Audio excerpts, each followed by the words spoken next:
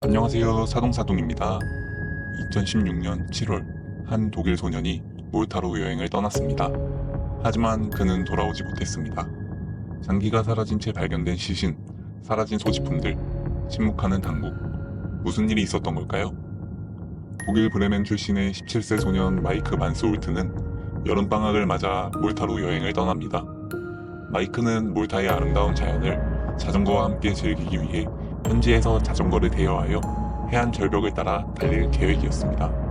하지만 그의 여정은 10일도 되지 않아 끔찍한 결말로 이어졌습니다. 2016년 7월 22일 독일 브레멘 공항에 마이크의 어머니 수잔과 그녀의 딸 마리아가 휴가지 몰타에서 돌아오는 마이크를 기다리고 있었습니다. 이번 여행은 마이크와 그의 가족들에게도 특별한 여행이었습니다. 마이크와 가족들은 여행을 좋아하여 항상 같이 여행을 다녔지만 이번 여행은 마이크가 가족들과 떨어져 홀로 떠난 첫 여행이었죠. 수잔은 마이크가 오기만을 기대하며 공항에서 기다리고 있었습니다. 마침내 마이크가 타고 있어야 할 비행기가 공항에 도착했지만 아무리 기다려도 마이크는 나타나지 않았습니다. 수잔은 바로 마이크에게 전화를 걸었으나 그의 전화기는 꺼져 있었습니다. 불안함이 느껴진 그녀는 전 남편인 베른트 만솔트에게 연락을 하고 다음 날인 7월 23일 경찰에 실종 신고를 하였습니다. 경찰의 수사가 시작되자 이상한 일이 발생했습니다. 몰타에선 마이크가 묵었던 호텔의 신고로 이미 실종 신고가 되어 있는 상태였습니다. 하지만 몰타 경찰은 마이크의 가족들에게 이 사실을 전해주지 않았습니다. 이 상황이 답답했던 나머지 아버지 베른트와 마이크의 형 다니엘은 직접 몰타로 향합니다. 마이크는 형 다니엘, 여동생 마리아와 함께 만솔트 부부 사이에서 낳은 둘째 아이였고 여행을 굉장히 좋아하는 가족이었습니다. 어릴 때부터 가족들과 여행을 많이 다니다 보니 자연스럽게 마이크도 여행을 좋아하는 아이가 되었습니다. 마이크는 공부도 놓지 않아 여행을 많이 다니면서도 항공 엔지니어가 되었습니다. 취업 후 차곡차곡 모은 돈으로 드디어 홀로 몰타의 여행을 떠난 것이죠. 몰타는 한국의 강화도와 비슷한 면적을 가진 섬 나라로 아름다운 자연경관으로 많은 관광객들이 찾는 여행지이지만 한편으론 여러 국가의 범죄 조직들이 돈 세탁, 조세 피난을 위한 성지로 사용하고 있는 위험한 곳입니다.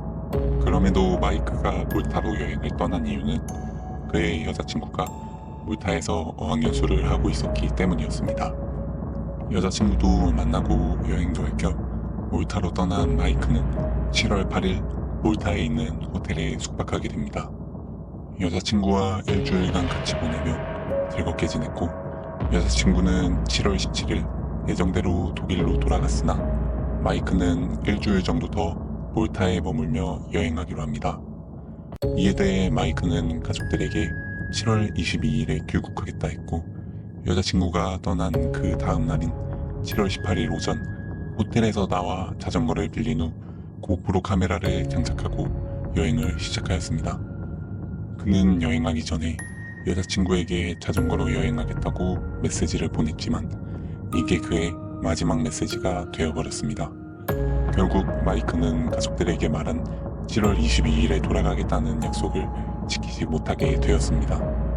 몰타에 도착한 마이크의 아버지와 형은 경찰들과 같이 몰타를 돌아다녔지만 성과는 없었고 마이크가 사라진 지 8일 뒤인 7월 26일 누군가의 익명 제보를 통해 딩글리 절벽 바닥에 시신이 있다는 얘기를 듣습니다.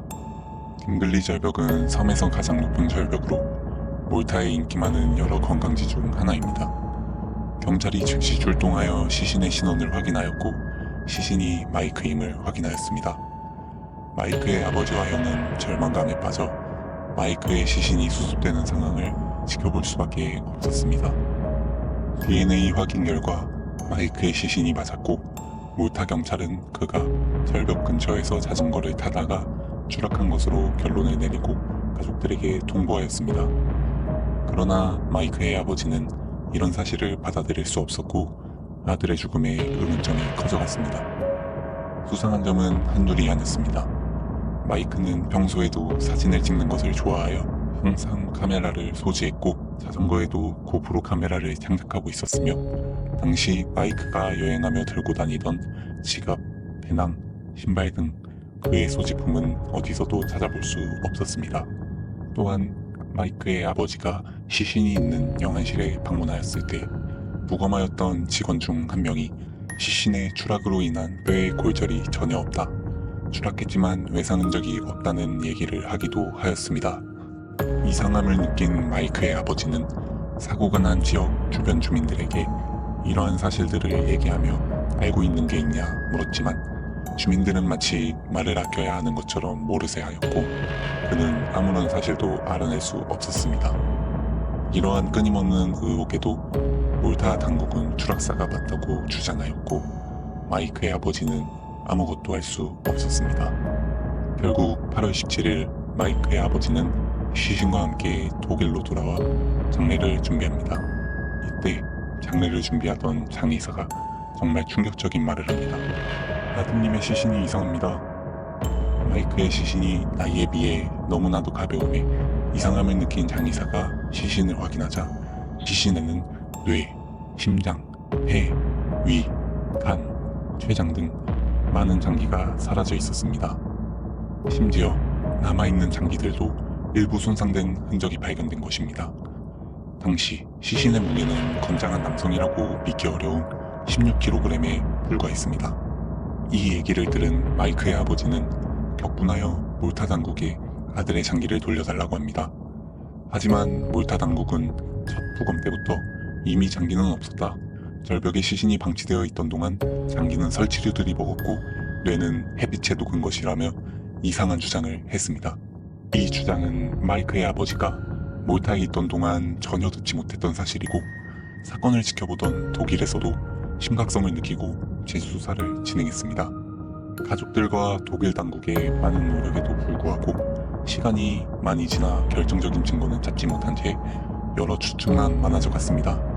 여러 가설 중 가장 많은 사람들이 마이크가 장기매매의 피해자가 된 게 아니냐고 주장을 하고 있습니다. 혼자 여행을 다니는 젊고 건강한 남자인 마이크가 장기 밀매상들에게 표적이 되었고 밀매상들에게 납치를 당해 장기를 척출당한 후 절벽에 버려졌다는 가설입니다. 강력한 범죄 조직들이 많은 몰타의 특성상 유력하긴 하지만 결정적인 증거는 없었고 결국 이 설은 가설로 마무리되었습니다. 2016년 9월 4일 가족들은 마이크의 죽음에 대해 어떠한 사실도 해결하지 못하고 장례식을 진행했습니다. 이후에도 마이크의 아버지는 아들의 미스테리한 죽음을 풀기 위해 여러 번 몰타를 방문하였지만 몰타 당국은 여전히 마이크의 죽음이 추락사라는 의견을 주장하고 있습니다. 사건은 끝났지만 의문은 계속됩니다. 마이크는 단지 자유를 찾아 여행을 떠났습니다. 하지만 그는 자유 대신 영원한 침묵 속에 묻혀버렸습니다. 더 많은 미스테리한 이야기들이 궁금하시다면 구독과 좋아요를 눌러주세요. 사동사동이었습니다.